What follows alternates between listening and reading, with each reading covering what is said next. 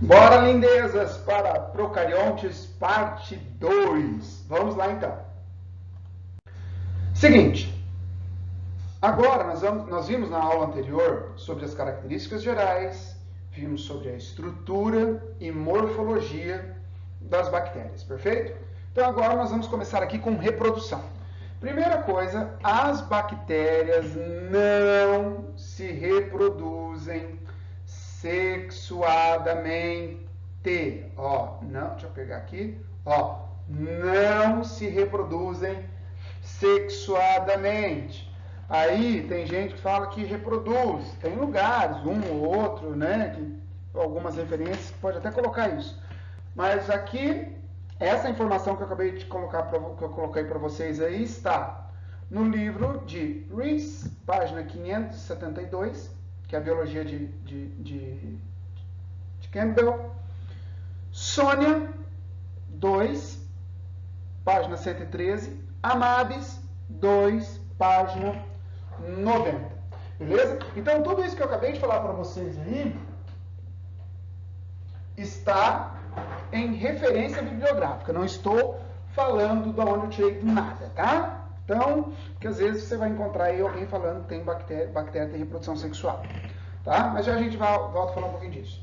Então, se não tem reprodução sexuada, da onde que vem tanta variedade genética nas bactérias? Tudo isso é explicado pela mutação.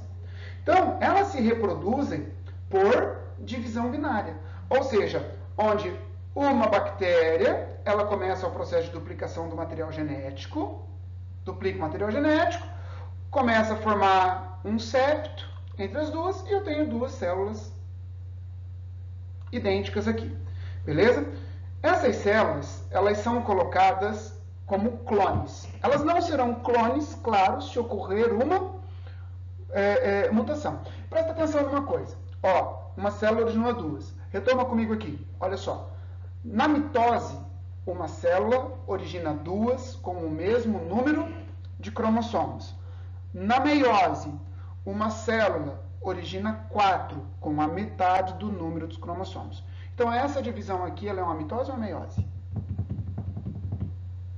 Nem um dos dois, beleza? Não existe mitose e meiose em procariontes. Se você pegar a divisão binária em eucariontes, lá é mitose. Por exemplo, num protozoário. Agora, em bactérias, não. Por isso que tem até autor que chama de divisão simples. Então, ó, não é uma mitose. Perfeito? Não é. Não tem mitose em bactéria. Primeiro, mitose é o quê? Divisão do núcleo. Bactéria tem núcleo? Não, não tem. Beleza? Para ocorrer a mitose, precisa da formação das fibras do fuso. As fibras do fuso são formadas a partir de quem? Citoesqueleto. Bactéria não tem citoesqueleto. Citoesqueleto é típico de eucariontes. Então, não é mitose. Beleza? Então, bora lá. A esporulação é um processo de formação de estrutura de resistência. Beleza? Existem alguns esporos que são considerados estruturas de estrutura sexual e tem esporo que não é considerado, é só uma estrutura de resistência. Tá? Então tem essas duas considerações aí. Tem gente que coloca esporulação dentro de reprodução e tem gente que coloca esporulação como se fosse uma formação só de uma estrutura de resistência. Tá? Mas existem as duas condições. Tá? Então, nessa esporulação, o que vai acontecer? Aqui você vai ter a duplicação do material genético. Essa aqui é uma forma simplificada. Tá? Então, ocorre a duplicação do material genético. Ao redor do material genético recém-formado, ocorre a formação do esporo e esse esporo é liberado. Essa aqui é a forma, pode ver que a célula aqui ela vai desidratando. Ó. Tudo bem? Então, essa é a forma simplificada. Agora, vamos para a forma um pouquinho mais complexa. Tá? Então, primeira coisa, ocorre a duplicação do material genético. Tudo bem? Ocorreu a duplicação do material genético. Ao redor desse material genético recém-duplicado, ocorre uma invaginação da membrana. Ó, uma invaginação da membrana. E ela envolve a membrana. Aí, a membrana da célula vem e envolve mais uma vez a membrana. Ficando, então, uma membrana interna e uma membrana externa. Perfeito? Entre essas duas membranas agora, ocorre a deposição de peptídeo glicano. Então, entre as duas membranas, ocorre a deposição de peptídeo glicano. E ao redor dessas duas membranas, agora tem o revestimento do esporo, que é feito de proteínas. E então ele é liberado. Perfeito? Lembrando que esse esporo aqui, ele não vai realizar ações metabólicas. Aqui ele é desidratado, beleza? Tudo bem? Então, como esse esporo ele foi formado de dentro para fora, ele é chamado de endósporo. Então, ó, lembre-se, o esporo ele se forma ao redor do material genético recém-duplicado e todo o resto do citoplasma aqui, ele vai começar a desidratar, beleza? E ele vai ser destruído, vai ficar só o esporo. Quando esse esporo encontrar uma região, por exemplo, mais apropriada ao seu desenvolvimento, então ele vai e se desenvolve, se reproduz por divisão binária. Beleza? Aqui tem uma imagem, por exemplo, de um endósporo de Bacillus anthracis, que é o anthrax. Beleza? O anthrax, que já foi usado até como arma biológica. Tudo bem? Tranquilo? Então aqui está o endósporo, né? Ó, belezinha? Ó, aqui dentro. E aqui o revestimento do endósporo de proteínas. Perfeito? Bom, vamos para a recombinação genética em bactérias. Elas não têm reprodução sexuada, mas têm recombinação genética. O primeiro tipo aqui é a transformação. Essa transformação, ela ocorre a absorção de fragmentos genéticos, fragmentos de DNA que estão dispersos no meio. Não precisa ser da mesma espécie da bactéria e não precisa nem mesmo ser da mesma bactéria. Então, olha só, essa bactéria aqui, sei lá por quê, ela morreu nesse ambiente e liberou fragmentos da bactéria dela, do material genético. Esses fragmentos vão ser incorporados por uma outra bactéria. E esse material genético entra aqui na célula. Beleza? Ao ficar aqui na célula, se ele for compatível com o material genético da bactéria hospedeira, ele é incorporado. E aí ela adquire as características desse DNA. Beleza? Então, agora, essa bactéria aqui, então, é uma bactéria transformada. Joia? Presta atenção numa coisa. Por esse mecanismo aqui, é que se incorporou, como elas são bem receptivas a outros materiais genéticos, por exemplo, em laboratório, se inseriu o DNA humano para o DNA que é responsável pela produção de insulina, a bactéria aceitou e a bactéria ela produz a insulina. Beleza? Tranquilo? Então, a transformação ela pode ser utilizada também lá na biotecnologia. Então, é a transdução. A transdução é a transferência de material genético de uma bactéria para outra utilizando o bacteriófago. Normalmente isso acontece por um acidente, tá? Como assim? O bacteriófago, se você se lembra da reprodução, ele vai ter a adesão, a penetração e a biossíntese. Aí tem a montagem. Só que durante a montagem dos seus capsídeos, ao invés de ele levar o material genético viral aqui, ele acaba levando o material genético bacteriano. Olha só, aqui ele está com material genético bacteriano. E quando ele vai, ele se encontra com uma outra bactéria, ao invés dele inserir um material genético viral, ele insere um material genético bacteriano. Beleza? Então, é a transferência de material genético de uma bactéria para outra através de um material bacteriófago. Grava isso, que é isso que cai em prova de vestibular. Tudo bem? Por fim, nós temos a conjugação. A conjugação é o seguinte, ó, ocorre a transferência de plasmídio, que é um DNA não essencial à vida da bactéria. Perfeito? Presta atenção nisso. O que é o plasmídio, então? O plasmídio ele é um DNA pequeno e circular que não é essencial à vida da bactéria, mas se ela apresenta, melhor. Beleza? O plasmídio, ele é um DNA que produz enzimas que conferem maior resistência à bactéria. Então, quer dizer, se a bactéria tem o plasmídio, ótimo, ela tem maior resistência. Mas se ela não tem o plasmídio, ela vive do mesmo jeito. Tudo bem? Então, o plasmídio é um DNA pequeno e circular que não é essencial à vida da bactéria e que lhe confere uma maior resistência a agentes antibióticos. Perfeito? Então, o que é a conjugação? É a transferência desse plasmídio e, eventualmente, fragmentos cromossômicos. Normalmente, é o plasmídio, que vai ocorrer a adoção de uma bactéria doadora, tá? Para uma bactéria receptora. A bactéria doadora ela é chamada de bactéria F+, e a bactéria receptora pode ser chamada de bactéria F-, através do pili, que é aquela estrutura que eu mostrei na aula anterior para vocês, não é? Que é como se fosse uma ponte citoplasmática que vai servir de ponte de transferência. Joia? Então, como que acontece essa conjugação? Acontece da seguinte forma. Deixa eu apagar aqui. Quando eu apago isso aqui, eu me sinto no quadro, sabia? Parece que eu estou apagando o quadro. Ó. Então, aqui, olha só. Vamos lá. Aqui está o cromossomo bacteriano, que é essencial à vida da bactéria. Esse é essencial. Tem todas as informações, tá? Aqui, todas as informações. Né? A função dele é manter a bactéria funcionando. O plasmídio é para defesa. Então, a bactéria que contém o plasmídio, ela se aproxima, é ela que tem o pili, tá? Ela se aproxima e forma essa ponte citoplasmática entre elas. E aqui, ela duplica esse material genético e passa uma fita para a bactéria receptora. Uma fita de DNA. A fita complementar desse DNA do plasmídio é produzido dentro da célula que recebeu. Dentro da célula que recebeu. Ficando, então, agora as duas com plasmídios dupla fita. A partir desse momento, aqui eu tinha uma F- e uma F+. Agora, as duas são F+, e quando elas se duplicam por divisão binária, elas passam esses genes adiante. Beleza? Então, essa é a recombinação genética.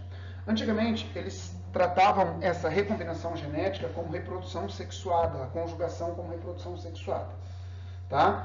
Ora, a conjugação, ela é uma reprodução sexuada em eucariontes. Por exemplo, lá em protozoários, lá em algas, lá é considerado uma reprodução sexuada. Aqui não. Por quê? Quando você tem reprodução sexuada, você pode considerar o seguinte, reprodução sexuada é aquela que produz gametas. Aqui não produz gametas. A outra condição é quando ocorre a mistura de material genético, a troca de material genético. Aqui não houve troca de material genético. Aqui houve apenas a doação de um plasmídio, que é um DNA não essencial de uma bactéria para outra. Então, é por isso que muitos autores não consideram isso aqui como reprodução sexuada. Tudo bem? Tranquilo? Então tá bom. Se você pegar algumas questões, às vezes, mais antigas, às vezes pode pedir isso aqui como sexuada, tá? Mas lembre-se daquilo que eu falei para vocês lá anterior. Bactéria não tem reprodução sexuada. Joia? Cianobactérias, antigamente chamadas de... Tá? Por que não são algas?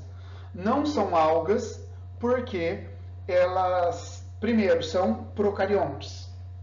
Tá? Elas são unicelulares e o que classifica elas como bactérias mesmo? Elas apresentam um peptídeo glicano e uma parede bem parecida com gram negativo. Tudo bem? Apresentam 150 gêneros, mais ou menos 2.000 espécies. Elas podem ser isoladas, como a Cinecoccus, podem ser coloniais, como microcistes, que depois nós falaremos mais adiante um pouquinho dela, ou podem ser filamentosas, como a Anabena e a Nostoc, que são duas cianobactérias filamentosas bem famosas. Tá? Elas apresentam uma característica de serem fotossintetizantes, são encontradas em vários ambientes, beleza? Inclusive, elas podem estar associadas aos líquens, porque líquens são associações entre fungos e algas ou cianobactérias. Beleza? Elas só não conseguem ser encontradas em águas ácidas. Beleza? Mas elas são fotossintetizantes, são importantíssimas, então, para a produção do planeta. Lembra lá na ecologia que tem produtores, consumidores, decompositores, então elas fazem parte do grupo dos produtos. Lá então. Em relação à sua estrutura, aqui elas apresentam um envoltório, não é? Como se fosse uma cápsula mucilaginosa, a parede celular, a membrana plasmática, que é a função dela em qualquer outro ser, mesma função. Aqui está o citoplasma. Aqui você tem inclusões. Pessoal, inclusões em bactérias são reservas, tá? E as bactérias, elas podem ter reserva de amido, elas podem ter reserva de glicogênio, elas podem ter lipídios, beleza? Então as bactérias, elas podem ter, de forma geral, isso daí, tá? Então aqui você tem inclusões, que podem ser, por exemplo, amido, tá? O nucleóide, que é a região onde se encontra o material genético, que é único e circular, que está aqui. Os ribossomos, mas o que chama a atenção, lindezas do tio William Lopes, o calvo, é essa membrana fotossintética, que pode ser chamada de lamelas fotossintetizantes, e alguns livros chamam de tilacoides. Eu, particularmente, não gosto muito de chamar de tilacoide, mas alguns livros chamam. Essa aqui são fragmentos de membrana que surgiram a partir de invaginações dessa membrana plasmática, beleza? Então, elas são fragmentos membranosos. Onde eu encontro, aqui nesses fragmentos, eu encontro inclusos aqui, beleza? Associados a essas membranas, esses pontinhos que vocês veem aqui, são pigmentos. Quais são os pigmentos que podem estar incluídos ali? Ficoeritrinas, que são pigmentos vermelhos. Ficocianinas, que são pigmentos azuis, que inclusive é o que dá o nome ao grupo, apesar, pessoal, de elas serem chamadas antigamente de algas azuis ou bactérias azuis esverdeadas, né? Nem todas elas têm essa cor verde esverdeada, elas podem ser amareladas, marrons, avermelhadas, beleza? Então, aí você tem a ficocianina, que são pigmentos azuis, as ficoeritrinas, que são pigmentos vermelhos, e as clorofilas, que são responsáveis pela fotossíntese. Lembrem-se, elas não têm cloroplastos. Elas apresentam clorofila, mas não cloroplasto. Perfeito? Em relação à estrutura... Opa, deixa eu apagar esse monte de coisa aqui agora. Pronto. Né? Em relação à estrutura, as cianobactérias, elas apresentam as células fotossintetizantes, aqui, e os heterocistos, que às vezes pode ser chamado de heterocito. É nessa célula aqui que ocorre a fixação do nitrogênio. O que é a fixação do nitrogênio, amores? A fixação do nitrogênio é a conversão de nitrogênio atmosférico, N2, em amônia, NH3, que é uma forma utilizável. Porque é o seguinte, apesar da atmosfera apresentar aí 79% de nitrogênio, a gente não consegue usar o nitrogênio na forma de N2. Beleza? Então, essa estrutura aqui, ela contém os requisitos para conseguir converter isso em amônia. Tudo bem? Para converter em amônia. Então, inclusive, elas apresentam uma ligação que elas conseguem fazer trocas aqui, ó, de compostos nitrogenados e assimilados pela fotossíntese. Tudo bem? Tranquilo? E aí, aqui nós temos uma outra estrutura que além aqui, né? Nós temos o heterocito, que nós já comentamos, e aqui o acineto, que é uma célula bem maior que as demais e bem maior que o heterocito, ou heterocisto, beleza? Esse acineto, ele é uma célula de resistência, tudo bem? Quando essa colônia aqui, ela fragmenta, por exemplo, separou o fragmento dela aqui. Quando ela se fragmenta, esse fragmento é chamado de hormogônio, tudo bem? Em relação à importância das cianobactérias, como eu disse para vocês, elas são extremamente importantes pela fixação do nitrogênio e pela fotossíntese. Tudo bem? Pela fotossíntese. Aqui tem uma anabena bem bonitinha, dá para ver essas células mais diferenciadas aí, que são os heterocistos. Tudo bem? Além disso, elas formam associações, tá? Como eu falei para vocês, a mais típica de ser cobrada em prova. A mais típica é a associação nos líquens, juntamente lá com os fungos, tá? Mas elas também podem estar associadas com algumas pteridófitas do gênero Azola, beleza? Onde elas têm um lugar tranquilo para elas sobreviverem, ali liberam para elas em relação